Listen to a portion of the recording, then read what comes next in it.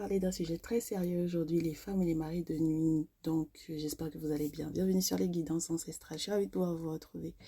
Donc, la question s'est posée parce qu'il y en a qui, parmi vous, se demandent pourquoi est-ce que votre partenaire, aussi jolie, aussi beau ou aussi belle soit-elle, n'arrive pas à durer dans une relation, soit la personne cumule plusieurs du coup partenaires, soit la personne n'arrive pas à se poser même lorsqu'il ou elle rentre en couple, il n'arrive pas à rester donc du coup dans la relation.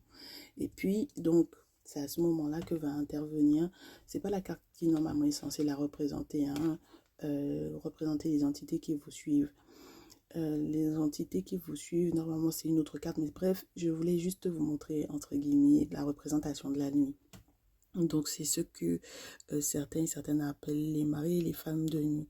En fait, ce sont les entités qui vous suivent depuis que vous êtes petit et qui sont nés avec vous et qui sont là normalement pour pouvoir normalement vous protéger. Mais certains sont trop forts.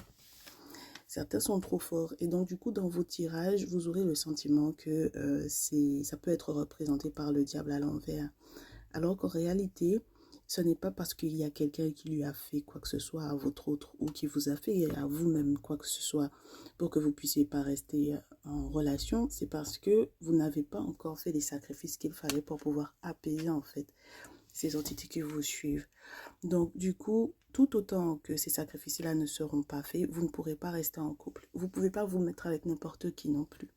Parce que si la personne avec laquelle vous êtes a une âme qui est trop faible, une étoile qui est trop faible par rapport à la vôtre, ou si cette personne-là, spirituellement parlant, justement, n'est pas assis dans sa tradition, ça va être compliqué en fait pour pouvoir effectivement être bien.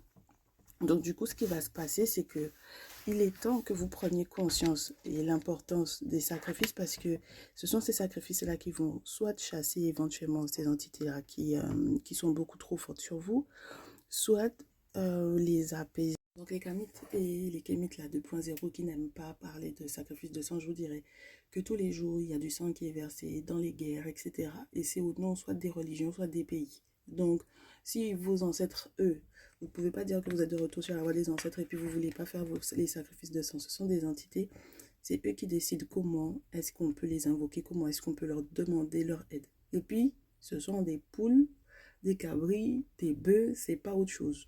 Donc, en aucun cas, ça ne va déséquilibrer quoi que ce soit. C'est comme ça a toujours été comme ça et ça le restera. Et c'est à ce moment-là que, du coup, vous pourrez enfin être en paix et vous pourrez vous poser.